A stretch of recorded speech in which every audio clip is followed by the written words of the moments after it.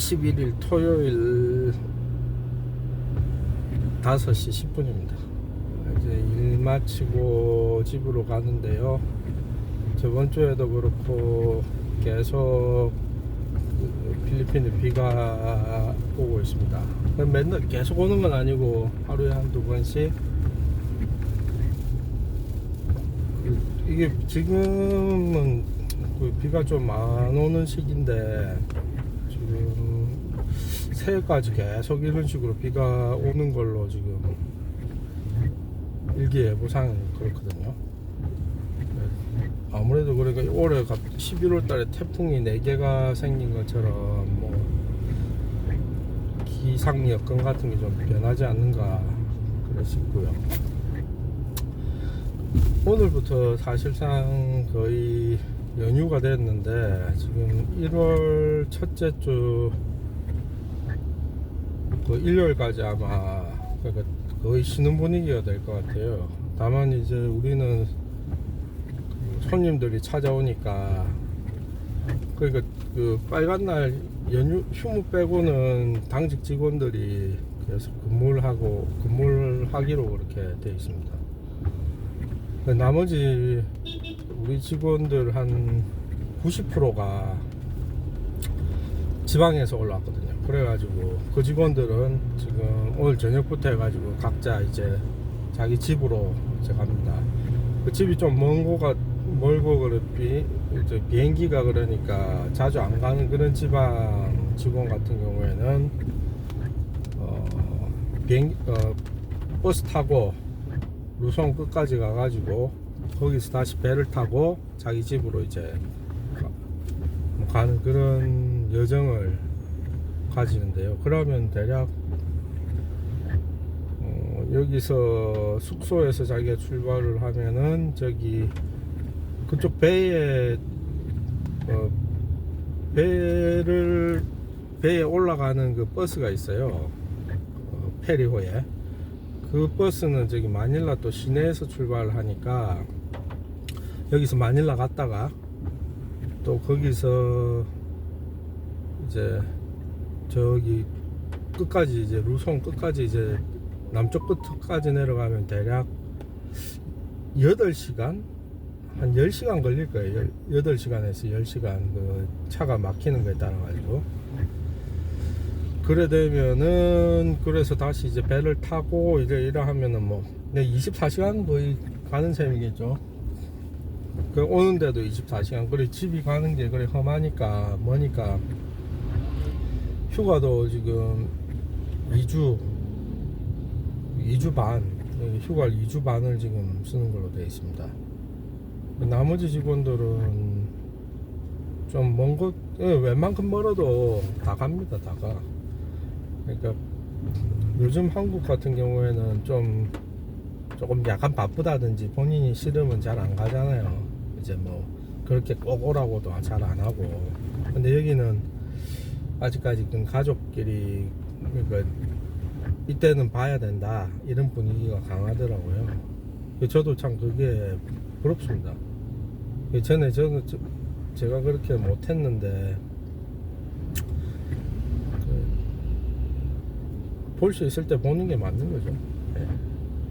내 몸 조금 피곤하다 뭐 이런 거 가지고 이제 핑계를 다 만들면 세상에 뭐 핑계가 안 될 게 하나도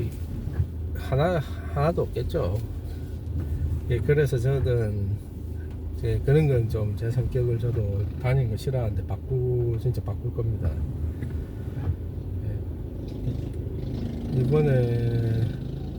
이번에도 그래 저기 처갓집에 올라가는데 작년에 17시간 걸렸거든요. 16시간? 17시간 걸렸어요. 차가 막혀가지고. 올해는 연휴가 조금 이산이 조금 컴팩트하지 않고 약간 길어지는 그게 있어가지고 차편이 분산이 좀 될 것 같은데 올라갈 때는 괜찮을 것 같고요. 한 13시간? 14시간?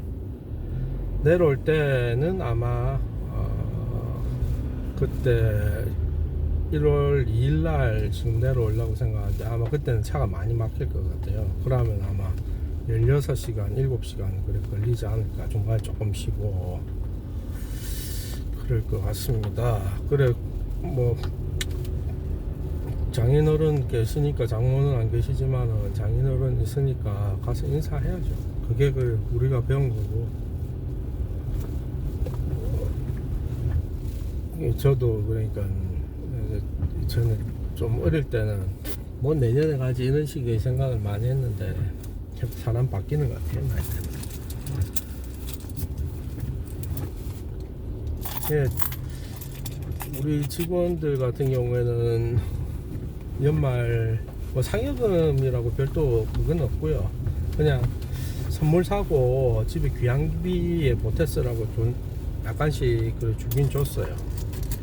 제가 그거 뭐 그러는 거는 우리 회사는 임금은 딴 데보다는 확실히 요 근처에 어디 회사하고는 좀 보다 훨씬 많이 주거든요.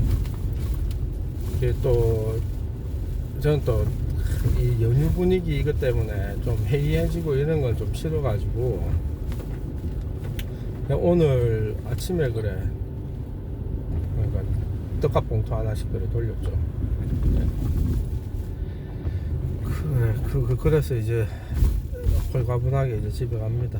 집에 가고 근데 월요일 날은 저는 일을 할 거고 우리 직원 다른 직원 3명하고 일을 하기로 돼 있고 화요일은 여기 그 관청도 반나절 한다고 하더라고요. 근데 반나절이 아니고 아마 거의 안 할 거예요.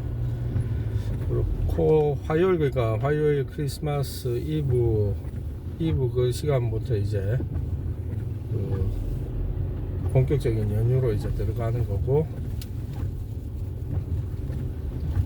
그 다음에 한 가지 더 저번에 그래 세무서하고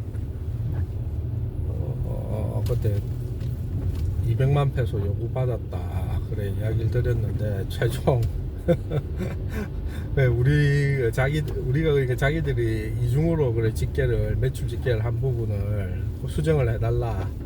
그거 빼고 나면 그러니까 영세서상 세금은 저기 우리가 그 제출한 기준으로 보면은 세금이 얼마 거의 없어요. 거의 없는데 그 이야기를 그쪽에서 하는 거는 200만에서 10만 페소 가까 190만까지는 해주겠다. 근데 거기서 이제 우리가 협조를 안 하면은 확실하게 세무조사를 장부를 다 뒤지고 영수증까지 하나하나 다 보겠다. 그래 뭐 그렇게 하면 아마 그거보다 훨씬 아마 더 내는 상황이 벌어질 거다. 그래 이야기하는데 어떡합니까? 그럼 190만 페소 내겠다. 그래 그게 또 1월 16일까지인가 그 납부를 하라 하더라고요. 지금 이야기는 그래 그때 돈 걷어가지고 뭐 상납하고 적어도 그러니까 상납을 저거들이 나라에 세금 쓰는 거는 한 60만 60만 정도밖에 안 되고요. 나머지 100몇십만 페소는 자기들끼리 나눠가지는 그러니까 위에 상납하고 뭐 그 중에 일정 부분 상납하고 나머지는 자기들이 안에서 나눠 가진다 뭐 그런 식으로 이야기를 하더라고요. 그건 뭐 여기 이 나라에서 다 아는 사실이고 이번에 그 조사가 끝나면 우리는 건설회사 본사가 저기 옮겨지거든요. 그 지금은 시내에 있는 마닐라 그 메트로 마닐라 안에 있는 그 시에 주소지가 있어요. 그러니까 대도시 안에서 이제 사업을 어느 정도 규모 있게 해버리면은 이렇게 좀 사업을 몇 년간 뭐 5년 이렇게 장기적으로 이제 좀 시간이 지나면은 이런 세무조사를 당할 확률이 굉장히 높습니다. 우리 같은 경우에는 이번에 세무조사 끝난과 동시에 그 본점 소재지를 이쪽 지금 신랑으로 옮기기로 돼 있어요. 그래가지고 시청 관련 그런 그 절차는 다 마무리를 했고요. 그 BIR 여기 세무소가 승인을 안 해가지고 그것 때문에 주소 이전이 안 끝났는데 요거 돈 주면은 그래 그거 사인해 주겠다 해가지고 그래서 주고 끝나기로 한 겁니다. 안 그러면은 만약에 주소 이전을 안 하고 이 세금에 관련해 가지고 합의를 하면은 어떤 현상이 있느냐, 내년에도 또 돈 줘야 됩니다. 그러니까 왜 주냐면 내년에는 2025년도 말에는 2024년 사업에 대한 세금을 내거든요. 그거 장부를 본단 말입니다. 지난해의. 지난해, 그러니까 올해 2024년의 서류를 진짜 완벽하게 해놓지 않으면은, 무슨 수를 쓰는 간에 세금을 떼가요. 근데 그 그러니까 세금 겸 떡값 뇌물 겸 이래 가져가는 게 이 사람들도 아니, 그러니까 뭐 아주 틀린 건 아닙니다. 왜냐면은 거기 세무서에 신고하는 거는 한국의 옛날 세금계산서, 종이 세금계산서가 발행된 그 금액을 기준으로 하고 현금 매출은 안 적거든요. 이 나라가 아직도 뭐, 그러니까 은행 뱅킹도 하지만은 현금 거래도 제법 많이 이루어진단 말입니다. 그러니까 한 매출의 한 30%는 현금 매출이라 보는 거예요. 그거는 이제 신고를 너희들이 성실하게 안 하니까 그 돈에 대한 세금을 내야 된다는 거죠. 그러니까 기분도 좀 나쁠 수도 있고, 뭐 서류상은 근거가 없으니까 억울하다 할 수는 있는데, 틀린 이야기는 아닙니다. 한 30% 정도는 현금 매출이 있으니까 분명히 그거에 대해서 낸다고 생각하면은 크게 그렇게 뭐 기분 나빠할 필요는 없어요.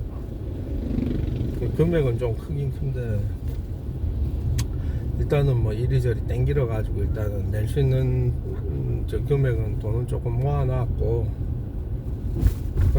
저기 뭐 내년에 뭐 좀 해보려고 이것저것 그래 뭐 기계 도입부터 해서 다른 신제품하고 뭐 이런 걸 좀 해놔 놓으니까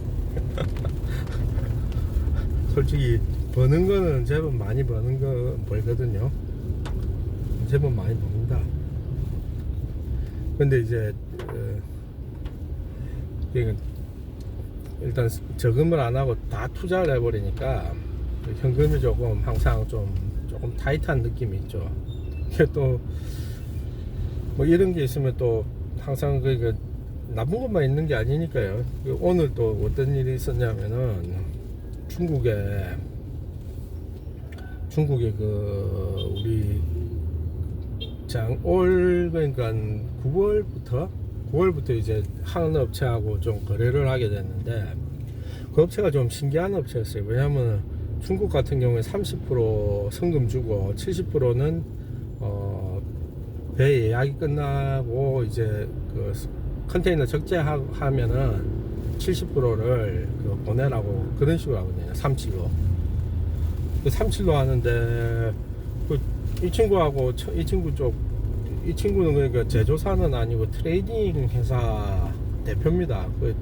처음에 대표인 줄은 몰랐어요. 뭐 항상 그러니까 영업사원들하고 이야기를 계속 했기 때문에 그래가지고 이제 물건, 그러니까 카탈로그에 제가 원하는 디자인들이 있어가지고 그래 주문을 하게 됐는데, 일단은 그러니까 사인까지는 안 하고 그냥 견적만 받은 상태인데, 그걸 제가 뭐 이야기할 때 일단은 괜찮은 것 같다고 그랬는데, 그 다음에 이제 색깔 한두 가지 그래 조금 우리가 다른 곳에서 보는 게 있으니까 좀 중복되는 그런 디자인이 약간 좀 느낌 비슷한 게 있어가지고 그걸 좀 빼야 될 것 같아가지고 연락을 하니까 물건을 다 샀다는 거예요, 자기가. 내가 이게 그래 믿기지가 않는 거야. 왜냐면 우리가 돈을 입금을 안 했는데 피어 사인도 필요가 없어요. 그러니까 구매 계약서에 사인을 했다고 해도 그게 중요한 게 아니고, 일단 은행에 성금이 송금이 되는 걸 기준으로 하기 때문에 그러니까 그 돈은 아예 보내지도 않았는데 이제 물건 샀다니까 좀 처음에는 황당한 거예요. 과연 그런가 아니면은 이제 이 친구가 이제 바꿔주려니까 귀찮아서 그런 거 아닌가 그런 생각을 했거든요. 그래서 여튼 뭐 일단은 구매를 했다니까 제가 그럼 양보를 해가지고 그래 알았다고 하고 그러면 그 처음에 이야기한 그대로 그 진행을 하자 해가지고 그래서 1번 2번 컨테이너를 주문을 9월하고 10월에 했고 11월에 또 한 대 더 주문을 했어요. 그때 같은 경우에는 이제 성금 30% 페이하고 우리가 창고가 지금 꽉 차가지고 못 가져온다고 70%는 11월 달에 물건만 잡아달라. 70%는 그 12월 그 컨테이너는 크리스마스가 지나면은 그때쯤 돼가지고 물건을 띄우자. 그때쯤 되면 이제 그때 출발하면은 이제 마닐라에 항해 1월 초에 거의 도달이 되니까 그러면 우리가 뭐 휴가 복귀하고 그 직원들 휴가 복귀하고 그걸 갖다가 이제 하역을 하면 되니까 그 부두나 뭐 이렇게 일꾼들이 또 일을 안 합니다. 그때 부두도 거의 멈추고요. 당연히 그 공무원들이 관세청 공무원들도 일을 안 하니까 그때는 뭐 그 수출입 업무는 아예 안 되는 거죠. 그러니까 뭐 1월 초에 12월 말이나 1월 초에 도착하는 걸로 1월 초에 도착하는 걸로 그래 하자 해가지고 이번에 저번 주에 잔금을 송금을 해줬어요. 그래도 이 친구가 그래 우리를 좀 신의가 있는 사람으로 봤는지 어제인가 아래인가 그래 제가 2월달에 1월달에 중국 설이기 때문에 1월 15일쯤부터 해가지고 중국도 설 연휴가 기니까 1월 15일부터 2월 한 10일까지 일을 안 할 거라고 하더라고요. 그래가지고 뭐 그 전에 내가 지금 겨울에 추울 때는 이거 큰 타일 제품은 생산을 안 합니다. 그래가지고 재고만 갖고 팔아요. 그래 디자인들이 좀 부족한 경우가 많이 생기니까 내가 예약을 좀 해놓고 싶다. 그렇게 글자를 남겨놨어요. 그래 예약을 하고 싶으니까 어떤 재고 제품이 있는지 좀 알려달라 이러니 그 사진을 보내면서 그와 동시에 밑에 글을 남겼더라고요. 그 물건을 잘 팔아줘서 고맙고 우리하고 좀 더 거래를 더 크게 하고 싶다고 하면서 30%만 입금을 하면은 나머지 잔금은 마닐라 항에 물건 도착하고 그로부터 또 한 달 뒤 그러면 거의 한 달 반에서 두 달이거든요. 잔금을 치르는 시간이 그렇게 되면은 그거는 그런 조건으로 하려는 사람은 아무도 없어요, 솔직히. 그렇게 이야기를 던져놨더라고요. 그래서 제가 이 친구 참 우리를 좋게 생각해 주는 것 같다. 그래는 했는데 그건 또 뭐 그건 이야기 해보는 거겠지 이랬더니 그래 아까 2월 달에 사실 1월 달에 이래갖고 세금을 조금 크게 맞아가지고 그 돈 내고 우리가 또 다른 거 주문한 것도 있고 이래가지고 주문한 건 있는데 이제 당신하고 데이비드 너하고 이제 너 쪽에 주문을 또 하고 싶다. 그래 좀 물건만 잡아달라. 그래가지고 1월 달에 그러니까 디자인은 지금 정해놓고 1월 달에 성금 주고 1월 달에 성금 주고 1월 춘절 들어가기 전에 물건 출발할 때 그때는 아니면 6월에 상황 봐가지고 6월에 물건 띄우고 뭐 그렇게 잔금 치르자 그랬는데 그럴 필요가 뭐가 있냐면서 30%만 내어라. 자기는 오늘 그러니까 우리가 그 PO에 사인만 하면은 오늘 자기는 그 물건은 제품은 사놓을 거고 나머지 30% 주면은 그때 처음에 이야기한 대로 70%는 2달 정도 후에 지급해줘도 괜찮다 그러더라고요. 그래가지고 일단 그래 됐습니다. 그래가지고 어찌 보면은 중국 쪽에 좀 뭐라냐면 친구를 하나 얻었다 해야 됩니까? 그래서 참 돈은 나가는데 이제 또 그러니까 신이라는 걸 이게 우리가 얼굴도 한번 본 적이 없는데 그냥 채팅만 갖고 이야기를 하거든요. 근데도 이제 신이가 이렇게 사람들한테 이렇게 이런 사람도 있구나, 믿어주는 사람도 있구나 이러니까 참 기분이 참 좋더라고요. 항상 이제 살아온 거를 조금 뒤돌아보면은 안 좋을 때도 있는데, 제가 그때 안 좋을 때는 저도 좀 분위기를 잘 많이 타가지고 진짜 땅이 꺼지는 한숨을 쉬고 죽는다는 소리를 좀 많이 했어요. 그랬는데 그때 몇몇 분들은 그 이야기를 하더라고요. 너무 그렇게 생각하지 말고 살다 보면 별일이 다 있으니까. 제가 그러니까 한마디로 배째라 모드를 좀 그런 감각도 좀 있어야 된다고 하시더라고요.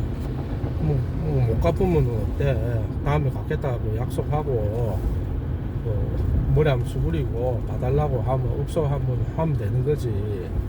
저는 그런 게 싫었거든요. 근데 좀 나이가 되니까 바뀌더라고요. 그때는 좀 힘든 상황도 가끔 오긴 하는데, 그러니까 좀 뭐라 해야 됩니까? 맷집이 좀 생기더라고요, 사람이. 심지어 그래, 제 여동생 보고 식당 하는 여동생 장사 안 되면은 필리핀 오너라. 근데 한 2년만 더 있다 온나. 내가 그때까지 확실하게 한번 준비를 해보겠다. 와도 이제 시작할 수 있도록. 그러면서 제가 이야기한 게, 내가 어느 정도는 생활비도 못 해줄 수가 있는데 그 돈 갖고 은행 빚은 내가 갚지 말라고 했습니다. 저는 팬데믹 때 솔직히 영업을 나는 한국에서는 자영업을 하진 않지만은 장사를 못하게 했잖아요.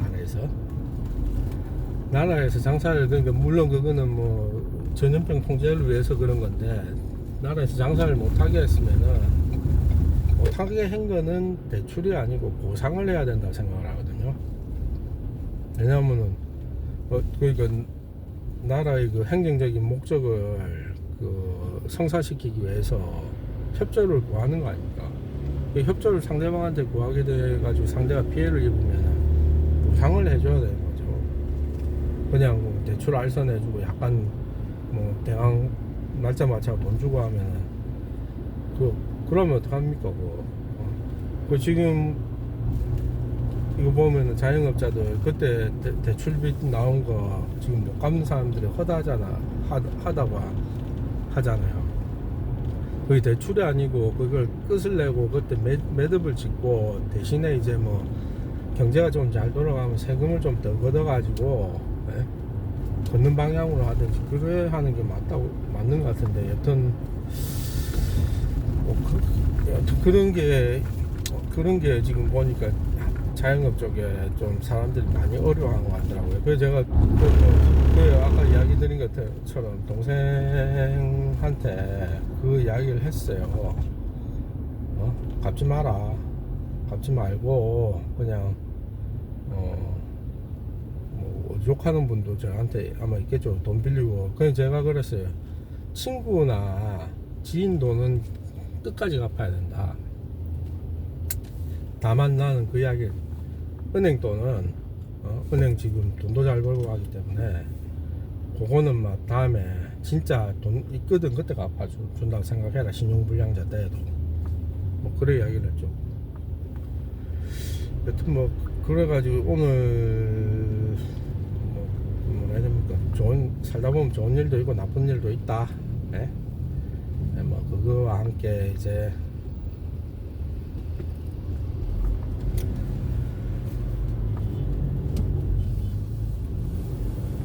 이 크리스마스 이제 내일 크리스마스 이제 연휴를 이제 잘 보내야겠죠. 처갓집 올라갈 때 다 찍으면 엄청 길 거고, 여튼 올라가는 중간중간에 한번 찍어 올리겠습니다. 근데 그 전에 월요일날 출근을 하니까 또 다른 이야기 할 게 있으면 그때 또 영상을 올리면 올리지 않을까 싶네요. 예. 편안한 주말 되십시오.